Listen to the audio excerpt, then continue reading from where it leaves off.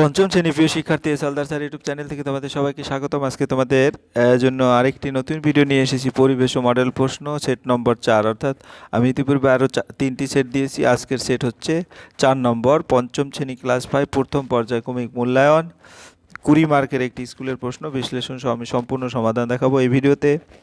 আর এই ভিডিওর শেষে আমি যেটা বলবো সেটা হচ্ছে আসলে তোমরা খুব ভালোভাবে প্র্যাকটিস করলে কিভাবে তোমরা 100তে 100 নম্বর পাবে এবং একটা মাধ্যমিকে ভালো রেজাল্ট করা একজন পরীক্ষার্থীর রেজাল্টও আমি দেখাবো আসলে কিভাবে সম্ভব এভাবে নম্বর পাওয়ার। তোমরাও এখন থেকে ভালোভাবে পড়লে এরকম নম্বর পাবে। যাই হোক, এখানে দেখতে পাচ্ছ অনেকেই আছে মাধ্যমিকে যারা ফার্স্ট হয়েছে। কেউ কেউ 700 নম্বরের মধ্যে 697 নম্বর, 98 নম্বর, 95 নম্বর এরকম পড়ে পেয়েছে। আজকে আমি দেখাবো দেবদত্তা মাঝি 2023-এ মাধ্যমিকে ফার্স্ট হয়ে কোন সাবজেক্টে কত নম্বর পেয়েছে এবং আদৌ সে কী করেছে ভিডিও শেষে তার একটা টিপস দেব। তো সরাসরি আমি একটু দেবদত্তা মাঝির মার্কগুলি দেখে আসি। প্রথম ভাষার মার্কস যেটা 98, অর্থাৎ বাংলায় সে 98 পেয়েছে। দ্বিতীয় ভাষা মার্কস 100তে 100 পেয়েছে, মানে ইংরাজি। গণিত মার্কস 100, পদার্থবিদ্যা মার্কস 100 এবং লাইফ সায়েন্সে মার্ক হচ্ছে 100। হ্যাঁ, পদার্থবিদ্যা এখানে মূলত ভৌত পরিবেশ ও বিজ্ঞান, যেটা পদার্থবিজ্ঞান আলাদা, লাইফ সায়েন্স আলাদা, সেখানেও 100। ইতিহাসে 99 এবং ভূগোল যে মার্কস আছে সেখানে 100, অর্থাৎ তার দুটো সাবজেক্টে নম্বর কাটা গেছে। একটা হচ্ছে বাংলা আর একটা হচ্ছে ইতিহাস, অর্থাৎ ইতিহাসে 1 নম্বর কাটা গেছে আর বাংলায় 2 মার্ক কাটা গেছে, আর বাকি সকল সাবজেক্টে সে 100তে 100 পেয়েছে। হ্যাঁ, আশা করি তোমরাও যদি এখন থেকে ভালোভাবে পড়ালেখা করো এরকম একটা মার্ক করে তোমরা দেশে সেরা হতে পারবে। যাই হোক, ভিডিও এরকম আমি একাধিক ভিডিও দেবো। কাজের ভিডিও শুরুতে বলবো তোমরা যারা এখনও আমার চ্যানেলটিকে সাবস্ক্রাইব করোনি তারা এখনই চ্যানেলটিকে সাবস্ক্রাইব করে বেল আইকনটি প্রেস করে দাও। সেট 4 নম্বর সেট, যে প্রশ্নটা আমরা দেখতে পাচ্ছি এখানে 1 নম্বর সেট সঠিক উত্তরটি নির্বাচন করো, 2 নম্বর শূন্যস্থান পূরণ করো, 3 নম্বর নিচের প্রশ্নগুলো একটি বাক্যে উত্তর দাও এবং 4 নম্বর হচ্ছে তোমার 2 মার্কের যে প্রশ্ন। আমি এক এক করে সমস্ত প্রশ্ন বিশ্লেষণ দেখাবো। গন্ডারের খড়গ আসলে কি? 1 নম্বরের প্রশ্ন ছিল চুল, লোম, নখ, পালক। আমরা যদি একটু প্রতিটা প্রশ্ন আমি বিশ্লেষণ করে দেখাবো। গন্ডারের খড়গ আসলে কি? গন্ডারের খড়গ হচ্ছে তোমার চুল। চুল কেন? আসলে গন্ডারের খড়গ কেরাটিন দিয়ে তৈরি, যা মূলত চুলের মতো গঠনের। তাই প্রাথমিক স্তরের পাঠ্য বই অনুযায়ী সঠিক উত্তর হবে চুল। ওকে, এরপরে 2 নম্বরের প্রশ্ন, সাহেববাদ অবস্থিত। আসলে সাহেববাগ কোথায় অবস্থিত?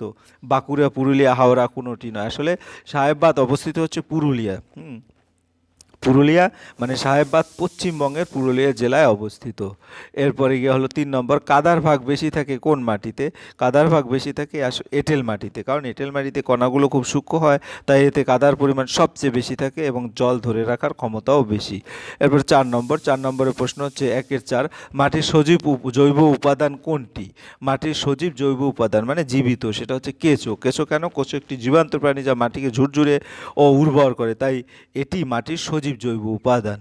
পরের প্রশ্ন হচ্ছে 1-5, ত্বকে রোদ লাগলে তৈরি হয় কি? তৈরি হয় vitamin A, vitamin B, vitamin C এবং ভিটামিন ডি।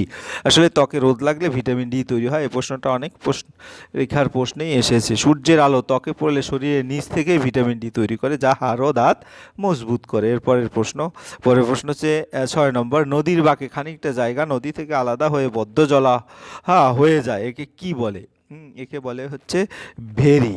নদীর বাঁকে পলি জমে কোনো অংশ মূল নদী থেকে বিচ্ছিন্ন হয়ে গেলে যে বদ্ধ জলাশয় তৈরি হয় তাকে আসলে ভেরি বলা হয়। এরপরে আকর্ষ হলো গাছের কি? মূল, কাণ্ড, পাতা, ফুল। আসলে আকর্ষ হচ্ছে গাছের কাণ্ড, কারণ সঠিক উত্তরটি যদি বিশ্লেষণ করি দেখা যায় আকর্ষ হলো পরিবর্তিত কাণ্ড, যা পাতা যা লতানো গাছে অবলম্বনকে আঁকড়ে ধরতে সাহায্য করে এবং এক্ষেত্রে এটি কাণ্ড থেকে উৎপন্ন হয়, যেমন মটর বা লাউ গাছে দেখা যায়। এরপরের প্রশ্ন হচ্ছে 2 নম্বরের প্রশ্ন, শূন্যস্থান পূর্ণ করো যে কোনো 5টি। নখের রং ফ্যাকাশে হয়ে যাওয়া ড্যাশের লক্ষণ। নখের রং ফ্যাকাশে হয়ে যাওয়া মূলত রক্ত অল্পতার লক্ষণ। আমরা যদি বিস্তারিত দেখি, রক্তে হিমোগ্লোবিনের পরিমাণ কমে গেলে শরীরে পর্যাপ্ত অক্সিজেন পৌঁছায় না, তখন নখ ও ত্বকের রং ফ্যাকাশে হয়ে যায়। এই অবস্থাকে রক্ত অল্পতা বলে। কাঁধ থেকে কনুই পর্যন্ত হাড়কে ড্যাশ বলে, এটা হিউমেরাস বলে। আসলে এরকম একটা হাড় প্রায় প্রতি পরীক্ষার প্রশ্নেই আসে, বিভিন্ন হাড়ের নাম। কাজে তোমরা ভালো করে সকল হাড়গুলি বই থেকে ভালো করে পড়ে নেবে। মানুষের হাতের উপরের অংশে কাঁধের সংযোগস্থল থেকে কনুই পর্যন্ত যে লম্বা হাড়টি থাকে তাকে হিউমেরাস বলা হয়, এটি হাত নড়াচড়ায় সাহায্য করে।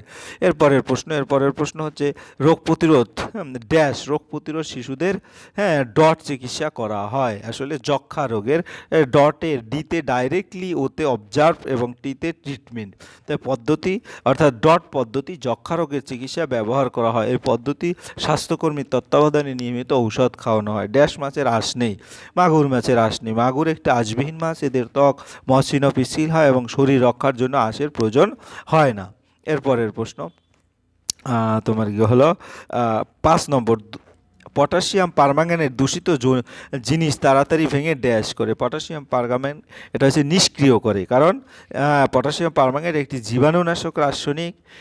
এটি বিষাক্ত পদার্থের ক্ষতিকর গুণ নষ্ট করে তাকে নিষ্ক্রিয় করে তোলে। এবার হাড়গুলোর অস্থিসন্ধিতে লাগানো থাকে ড্যাশ দিয়ে, লিগামেন্ট দিয়ে। লিগামেন্ট হলো শক্ত কিন্তু নমনীয় বন্ধনী, যা একটি হাড়কে অন্য হাড়ের সঙ্গে অস্থিসন্ধিতে যুক্ত করে রাখে এবং হাড়ের স্থিরতা বজায় রাখে। পরের প্রশ্ন হচ্ছে হাড়গুলো অস্থিসন্ধিতে লাগানো, এটা তো বললাম। এরপরে 3 নম্বরের প্রশ্ন, নিচের প্রশ্নগুলো একটি বাক্যে উত্তর দাও, যে কোনো 3টি। স্টেথোস্কোপ কি? স্টেথোস্কোপ হলো হৃদস্পন্দন বা শ্বাস প্রশ্বাসের শব্দ শোনার চিকিৎসা যন্ত্র। ডাক্তাররা এই যন্ত্রের সাহায্যে হৃদযন্ত্র ফুসফুসের কাজ পরীক্ষা করেন। এরপরের প্রশ্ন হচ্ছে নখে নোংরা জমে থাকলে কি হতে পারে? নখে নোংরা জমে থাকলে জীবাণু সংক্রমণ করে বিভিন্ন রোগ হতে পারে। নখের নোংরার মধ্যে ব্যাখ্যা যদি বলি, জীবাণু বাসা বাঁধে যা খাবারের সঙ্গে শরীরে ঢুকে অসুখ করে। এরপরে হাওড়ার জলাভূমিটির নাম কি? হাওড়ার জলাভূমিটির নাম হচ্ছে পূর্ব কলকাতা জলাভূমি। এই জলাভূমি জল পরিশোধন ও মাছ চাষে গুরুত্বপূর্ণ ভূমিকা পালন করে। আমরা যদি ব্যাখ্যাটা দেখি, তোমাদের কিন্তু কোনো প্রশ্নে ব্যাখ্যা লিখতে হবে না, তোমাদের প্রশ্নগুলি যাতে খুব ভালো করে মনে থাকে এ কারণে আমি ব্যাখ্যাটা দিয়েছি। পা নেই এমন দুটি প্রাণীর নাম লেখো। পা নেই এমন দুটি প্রাণী হলো সাপ আর কেঁচো। এই প্রাণীরা শরীরের ভর দিয়ে চলাফেরা করে, পা তাদের লাগে না, অর্থাৎ পা থাকে না। এরপরে 4 নম্বরের প্রশ্ন, নিচের প্রশ্নগুলোর উত্তর দাও, যে কোনো 3টি। এখানে কিন্তু প্রতিটা প্রশ্নে 2 মার্ক করে। মাটির নিচে জল যথেচ্ছ ব্যবহার করলে কি ঘটবে? মাটির নিচে জল যথেচ্ছ ব্যবহার করলে যে ঘটনাগুলি ঘটবে, ভূগর্ভস্থ জলস্তর ক্রমশ নেমে যায়, কুয়ো বা নলকূপ শুকিয়ে যেতে পারে, ভবিষ্যতে পানীয় জলের সংকট দেখা দেয়, চাষাবাদ ও দৈনন্দিন কাজে জল পাওয়া কঠিন হয়ে পড়ে। এরপরের প্রশ্ন হচ্ছে তোমার ত্বকে মেলানিনের কাজ কি? ভিটামিন ডি এর কাজ লেখো। ত্বকে মেলানিনের কাজ হচ্ছে ত্বককে সূর্যের ক্ষতিকর অতিবেগুনি রশ্মি থেকে রক্ষা করা, ত্বকের রং নির্ধারণে সাহায্য করা, এবং ভিটামিন ডি এর যে কাজ হাড় ও দাঁতকে মজবুত করা এবং শরীরের ক্যালসিয়াম শোষণে সাহায্য করা। আমার 2 মার্ক, দুটি করে কাজ লিখলেই তোমরা 2 মার্ক অটোমেটিক পেয়ে যাবে। এরপরের প্রশ্ন হচ্ছে রক্তের কাজ কি? রক্তের কাজ যদি বলি, রক্তের প্রধান কাজগুলি হলো শরীরের বিভিন্ন অংশে অক্সিজেন বহন করা, পরিপাক হওয়া খাদ্য কোষে পৌঁছে দেওয়া, বর্জ্য পদার্থ অপসারণে সাহায্য করা, রোগ প্রতিরোধ শরীরকে সাহায্য করা।